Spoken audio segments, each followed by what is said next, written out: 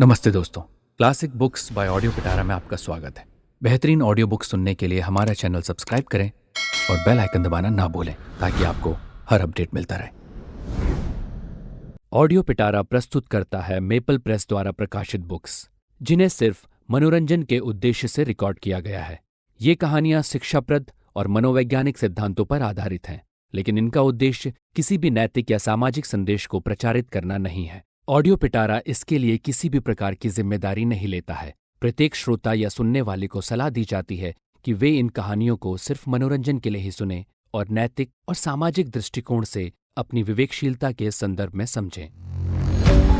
Audio पिटारा सुनना जरूरी है। सादत हसन मंटो का फसाना। अनारकली। नाम उसका सलीम था, मगर उसके यार दोस्त उसे शहजादा सलीम कहते थे, गालिबन इसलिए कि उसके खदो खाल मुगलाई थे, खूबसूरत था, चाल ढाल से रौनक टपकती थी। उसका बाप पीडब्ल्यूडी के दफ्तर में मुलाजिम था। तनख्वाह ज्यादा से ज्यादा 100 रुपए होगी, मगर बड़े ठाठ से रहता। जाहिर है कि रिश्वत खाता था। यही वजह है कि सलीम अच्छे से अच्छा कपड़ा पहनता, जेब खर्च भी उसको काफी मिलता, इसलिए कि वो अपने वालिदैन का इकलौता लड़का था। जब कॉलेज में था तो कई लड़कियां उस पर जान छिड़कती थी, मगर वो बेअतिनाई बरतता। आखिर उसकी आंख एक शोख लड़की जिसका नाम सीमा था लड़ गई। सलीम ने उससे राह और रस्म पैदा करना चाहा। उसे यकीन था कि वो उसकी इल्तिफात हासिल कर लेगा। नहीं, वो तो ये समझता था कि सीमा उसके कदमों पर गिर पड़ेगी। उसने मोहब्बत की निगाहों से उसे देखा। एक दिन कॉलेज में सलीम ने सीमा से पहली बार मुखातब होकर कहा, आप किताबों का इतना बोझ उठाए हुए हैं, लाइए मुझे दे दीजिए, मेरा तांगा बाहर मौजूद है, आपको और इस बोझ को आपके घर तक पहुंचा दूंगा। सीमा ने अपनी भारी भरकम किताबें बगल में दबाते हुए बड़े खुश्क लहजे में जवाब दिया, आपकी मदद की मुझे कोई जरूरत नहीं है, बहरहाल शुक्रिया अदा किए देती हूँ। शहजादा सलीम को अपनी जिंदगी का सबसे बड़ा सदमा पहुंचा। चंद लम्हात के लिए वो अपनी खिफत मिटाता रहा। इसके बाद उसने सीमा से कहा, औरत और मर्द के सहारे की जरूरत होती है। मुझे हैरत है कि आपने मेरी पेशकश को क्यों ठुकरा दिया। सीमा का लहजा और ज्यादा खुश्क हो गया। औरतों को मर्द के सहारे की जरूरत होगी, मगर फिलहाल मुझे ऐसी कोई जरूरत महसूस नहीं होती। आपकी पेशकश का शुक्रिया मैं अदा कर चुकी हूँ, इससे ज्यादा आप और क्या चाहते हैं। ये कहकर सीमा चली गई। शहजादा सलीम, जो अनारकली के ख्वाब देख रहा था, आंखें झपकाता रह गया। उसने बहुत बुरी शिकस्त खाई थी। इसके कबल उसकी जिंदगी में कई लड़कियां आ चुकी थी जो उसके अब्रू के इशारे पर चलती थी, मगर ये सीमा क्या समझती है अपने आप को। इसमें कोई शक नहीं कि खूबसूरत है। जितनी लड़कियां मैंने अब तक देखी हैं, इनमें सबसे ज्यादा हसीन है, मगर मुझे ठुकरा देने का ये बहुत बड़ी ज्यादती है। मैं जरूर इससे बदला लूंगा, चाहे कुछ भी हो जाए। शहजादा सलीम ने उससे बदला लेने की कई स्कीमें बनाई, मगर बार-बार साबित ना हुई। उसने यहाँ तक सोचा कि उसकी नाक काट डाले। ये वो जुर्म कर बैठता, मगर उसे सीमा के चेहरे पर ये नाक बहुत पसंद थी। कोई बड़े से बड़ा मुसव्विर भी ऐसी नाक का तस्वुर नहीं कर सकता था। सलीम तो अपने इरादों में कामयाब ना हुआ, मगर तकदीर ने उसकी मदद की। उसकी वालिदा ने उसके लिए रिश्ता ढूंढना शुरू किया। निगाहें इंतखाब आखिर सीमा पर पड़ी, जो उसकी सहेली की लड़की थी। बात पक्की हो गई, मगर सलीम ने इनकार कर दिया। इस पर उसके वालिदैन बहुत नाराज हुए। घर में 10-12 रोज तक हंगामा मच रहा। सलीम के वालिद जरा सख्त तबीयत के थे। उन्होंने उससे कहा, देखो, तुम्हें हमारा फैसला कबूल करना होगा। सलीम हिट धर्म था। जवाब में कहा, आपका फैसला कोई हाई कोर्ट का फैसला नहीं है। फिर मैंने क्या जुर्म किया है जिसका आप फैसला सुना रहे हैं। उसके वालिदैन को यह सुनकर तैश आ गया। तुम्हारा जुर्म यह है कि तुम नाखलफ हो, अपने वालिदैन का कहना नहीं मानते, उदुल हुक्मी करते हो। मैं तुम्हें आग कर दूंगा। सलीम का जोश ठंडा हो गया। लेकिन अब्बा जान, मेरी शादी मर्जी के मुताबिक होनी चाहिए। बताओ तुम्हारी मर्जी क्या है। अगर आप ठंडे दिल से सुने तो मैं अर्ज करूं, मेरा दिल काफी ठंडा है। तुम्हें जो कुछ कहना है फौरन कह डालो, मैं ज्यादा देर तक इंतजार नहीं कर सकता। सलीम ने रुक के कहा, मुझे एक लड़की से मोहब्बत है। उसका बाप गर्जा किस लड़की से? सलीम थोड़ी देर हिचकिचाया। एक लड़की है। कौन है वो? क्या नाम है उसका? सीमा, मेरे साथ कॉलेज में पढ़ती थी। मियाँ इफ्तिखार उद्दीन की लड़की है। जी हाँ, उसका नाम सीमा इफ्तिखार है। मेरा ख्याल है वही है।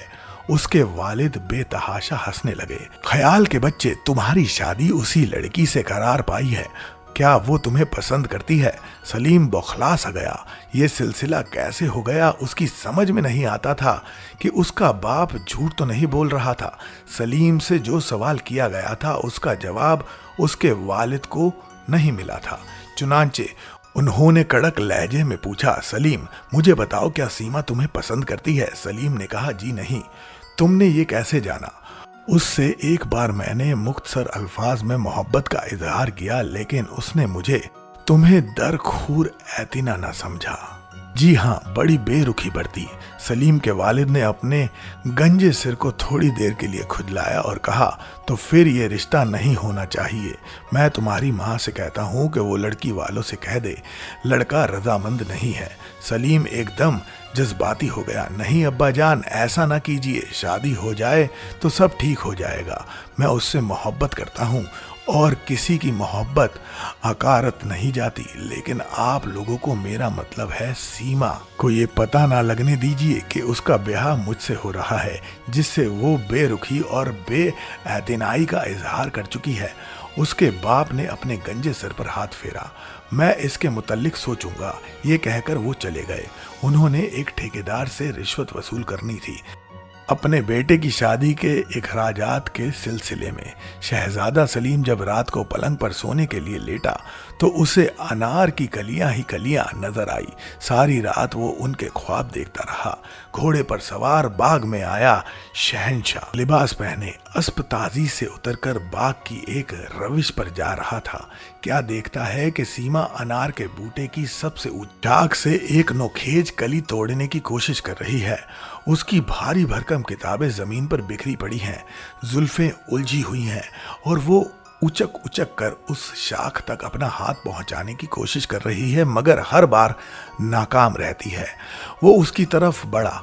अनार की झाड़ी के पीछे छुपकर उसने उस शाख को पकड़ा और झुका दिया। सीमा ने वो कली तोड़ ली जिसके लिए वो इतनी कोशिश कर रही थी, लेकिन फौरन उसे इस बात का एहसास हुआ कि वो शाख नीचे कैसे झुक गई। वो अभी ये सोच ही रही थी कि शहजादा सलीम उसके पास पहुंच गया। सीमा घबरा गई, लेकिन संभल कर उसने अपनी किताबें उठाई और बगल में दाब ली। अनारकली अपने जोड़े में उड़ीस ली और ये खुश्क अल्फाज कहकर वहां से चली गई, आपकी इमदाद की मुझे कोई जरूरत नहीं, बहरहाल शुक्रिया अदा किए देती हूँ। तमाम रात वो इस किस्म के ख्वाब देखता रहा। सीमा, उसकी भारी भरकम किताबें, अनार की कलियां और शहजादी की धूमधाम शादी हो गई। शहजादा सलीम ने उस तकरीब पर अपनी अनारकली की एक झलक भी नहीं देख पाई थी। वो उस लम्हे के लिए तड़प रहा था जब सीमा उसकी आगोश में होगी। वो उसके इतने प्यार लेगा कि वो तंग आकर रोना शुरू कर देगी। सलीम को रोने वाली लड़कियां बहुत पसंद थी। उसका ये फलसफा था कि औरत जब रो रही है तो बहुत हसीन हो जाती है। उसके आंसू शबनम के कतरों के मानिंद होते हैं जो मर्द के जज्बात के फूलों पर टपकते हैं, जिनसे उसे ऐसी राहत, ऐसी फरहत मिलती है जो और किसी वक्त नसीब नहीं हो सकती। रात के 10 बजे दुल्हन को हुजले उरूसी में दाखिल कर दिया गया।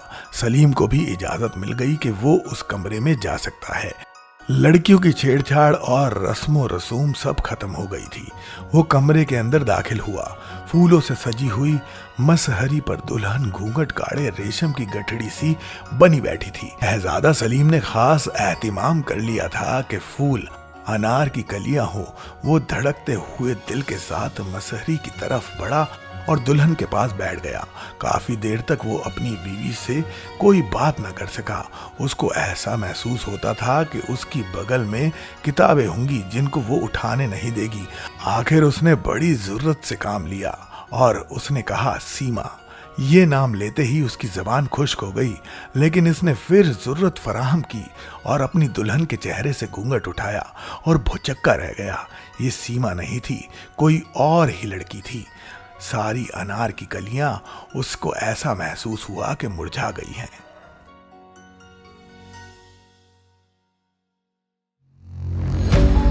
ऑडियो पिटारा सुनना जरूरी है।